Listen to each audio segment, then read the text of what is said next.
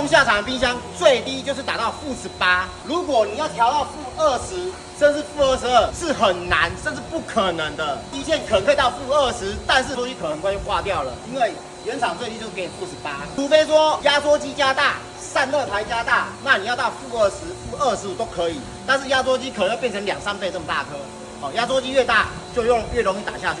所以你们今天如果买冰箱要的温度要很低的话，一定要说明。一般我们原厂出来的冰箱全新的都在-18左右，那你要在-18以下的话，另外再做一台比较强的冰箱，才能让你顺利达到-20度以下，这样你的冰箱才不会容易损坏。